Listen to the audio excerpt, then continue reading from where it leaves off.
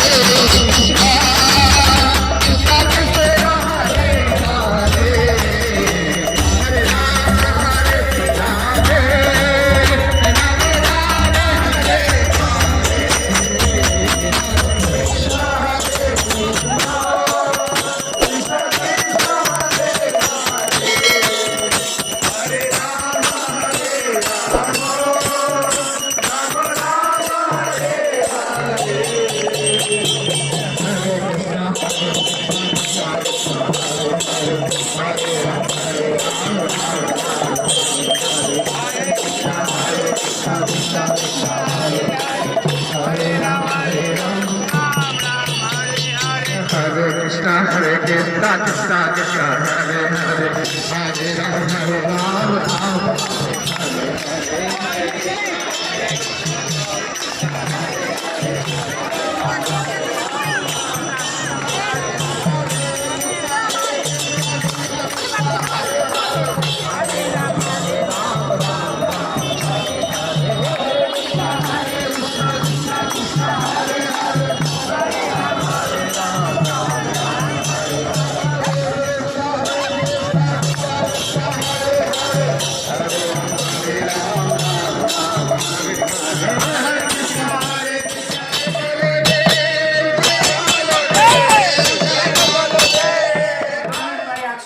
থেকে 80 ভক্ত এবার শ্রীক্ষেত্র পুরী জগন্নাথ ধাম দর্শন করা যাবে। আসলে এরকম ধাম দর্শন নিজে নিজে বা যে কারোর সঙ্গে আসলে সে আনন্দ পাওয়া যায় না। ধাম দর্শন যথার্থ ধামও দর্শন হয় না। তো ধাম দর্শন করতে হয় সবসময় ভক্ত সঙ্গে। তো এই সম্পর্কে আমাদের গুরু পরম্পরা আচার্য শিল ভক্তিবিনোদ ঠাকুর উনি বলছেন, গৌর আমার যেসব স্থানে করিল ভ্রমণের অঙ্গে সেসব স্থান হেরিব আমি প্রণয় ভগত সঙ্গে। অর্থাৎ আমাদের ধাম দর্শন করতে হবে ভক্ত সঙ্গে।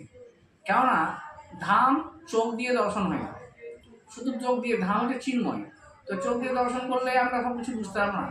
সেজন্য ধাম দর্শন করার পর শুনতে হবে, শ্রবণ করতে হবে কান দিয়ে। তাই আসল দর্শন হচ্ছে কান দিয়ে। আর সেই জন্যে ভক্ত সঙ্গে গেলেই আমরা ধামের মাহাত্ম্য শ্রবণ করতে পারি। হ্যাঁ, আমরা যেমন সিদ্ধ বকুলে গেলাম, তো যদি এমনি যাই তাহলে কি যে কেউ যাবে যে সিদ্ধ বকুল একটা বকুল গাছ দেখবে, ঠাকুর দেখলো, বাস চলে গেলো, কিছু বুঝতে পারবে না। কিন্তু ওখানে সিদ্ধ বকুলের কি মাহাত্ম্য যখন শ্রবণ করবে তখন বুঝতে পারবে, তখন কি আনন্দ পাবে। হ্যাঁ, যেমন শ্বেতগঙ্গা আমরা গেছিলাম, শ্বেতগঙ্গা দেখবে একটা জলাশয়, সবুজ রঙের জল, অনেক মানুষ এইটুকু দেখবে। কিন্তু শ্বেতগঙ্গা যখন মাহাত্ম্য এবার গঙ্গা হয় না কি তেমন হবে, কিন্তু শ্বেতগঙ্গা যখন মাহাত্ম্য শুনবে তখন বুঝতে পারবে। আর এগুলো কখন কীভাবে শ্রবণ করতে পারবে? ভক্ত সঙ্গে। ভক্ত সঙ্গে না গেলে বাসে করে হাজার হাজার মানুষ আসছে প্রতিদিন। আমিও একবার এসছি বাসে নিয়ে এলো, সে এলো, নিজের মতন ঘুরলাম, সমুদ্রে স্নান করলাম, বাড়ি চলো, দারুণ লাগলো। কিন্তু এটা দারুণ হলো না, ধাম দর্শন হলো না। ধাম দর্শন করতে হবে কান দিয়ে। আর এটা ভক্ত সঙ্গেই সম্ভব। আসলে যদি আনন্দ পেতে হয়, আনন্দ পাওয়ার উৎস, আনন্দ পাবো। চৈতন্য মহাপ্রভু এটা বলছেন, 7 মাস মিলিত হবে দাঁড়াতে বসিয়া কীর্তন করে সবে হাততালি দিয়ে। যে হাততালি আমরা কীর্তন করবো তবে আনন্দ হবো। আর ধামে যখন আসবো, ধাম মানে হচ্ছে ভগবানের লীলাভূমি, ভগবানের জায়গা। এখানে এসে কখনো জড়জগতের কথা, সংসারের কথা, এটা ওটা বলা উচিত নয়। এখানে সবসময় ভগবানের নাম কীর্তন করা উচিত। যদিও আমরা বলবো না আমি যে আমরা সবসময় ভগবান নাম কীর্তন করে গুণকীর্তন করেছি, আমরা অন্য কথা বলি না, অন্য কথা হয়তো হয়েছে, হ্যাঁ, কারোর সঙ্গে একটু মনোমালিন্য হয়ে যাচ্ছে। তবুও অন্যরা যে একবারই কিছু করে না, কিন্তু আমরা চেষ্টা করছি যে যতটা পারা যায়। এই জন্য ভক্তদেরকে নিয়ে কীর্তন করতে করতে সবাই হাত তালি দিন, কীর্তন করুন।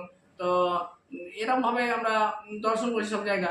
তো সেই দিন আমার মনে আছে যখন আমরা বেরোলাম টোটো কপিটার থেকে বেরিয়ে কীর্তন করতে করতে যখন জগন্নাথ মন্দিরের সামনে গেছি, এত উৎসাহ সহকারে ভক্তরা কীর্তন নৃত্য করছে, আর অন্যান্য যারা দর্শন করছে, আর যারা কীর্তন করছে নৃত্য করছে তারা তো আনন্দ পাচ্ছেই, কিন্তু যারা আমাদেরকে দর্শন করছে তারাও যেন আনন্দ একদম দ্বিগুণ হয়ে গেছে, এবং তারা মোবাইল নিয়ে কত ছবি তুলছে বা এটাকে দেখে খুব ভালো লাগছে, খুব সুন্দর আনন্দের সঙ্গে যাচ্ছে। তো বাস্তবে ধাম হচ্ছে আনন্দের জায়গা, আর সে প্রকৃত আনন্দ কখন হবে? যখন ভগবানের নাম হবে, আর তখনই সার্থক হবে। ভগবান ধামে এসে যদি আমরা জয় জগতিক কথা কার্যকলাপ করি তাহলে কী করে প্রকৃত আনন্দ পাবো আর ভগবানের খুশি হবে? বলা আছে যে ভগবানের সামনে যদি কেউ হাত তালি দিয়ে কীর্তন করে, নৃত্য করে, তাহলে এই ভগবান অত্যন্ত সন্তুষ্ট হন, তাহলে তার হাতের রেখা, অশুভ রেখা কেটে যায় এবং তাকে এই দুঃখময় জগতে আর ফিরে আসতে হয় না। হ্যাঁ, সমস্ত যায়। তো জগন্নাথ মন্দিরে যে মেন দরজায় যখন আমরা কীর্তন করছি, ওখানে প্রদীপ পাবন জগন্নাথ আছেন, ওনার সামনে আমরা কীর্তন করছিলাম। তো ভগবান তো অত্যন্ত সন্তুষ্ট হয়েছেন আমাদের প্রতি, এটার উপর কোনো সন্দেহ নেই। হ্যাঁ, আমাদেরকে আমরা ভগবানের নাম কীর্তন করি কী জন্য? ভগবানকে সন্তুষ্ট করার জন্য, ভগবানকে আনন্দ দেওয়ার জন্য। আর ভগবানের অংশ যেহেতু আমরা, তাই ভগবানের অংশ ভগবানকে আনন্দ দিলে ভগবান আনন্দ পেলে আমরা আনন্দ পাই। ঠিক যেমন উদরে বা পেটে আহার দিলে, খাবার দিলে পেট যেমন শান্তি পায়, এবং সঙ্গে সঙ্গে আমাদের দেহের বাকি অঙ্গগুলো, হাত পা চোখ কান নাক, সেগুলো সতেজ হয়। গাছের গোড়ায় জল দিয়ে যেমন গাছের শাখা পাশাখা লতা পাতা সব যেমন পুষ্ট হয়, ঠিক একই রকম ভগবানকে আনন্দ দেওয়ার মাধ্যমে এই জগৎজীব আনন্দ লাভ করে। হরে কৃষ্ণ। প্রভু বলছেন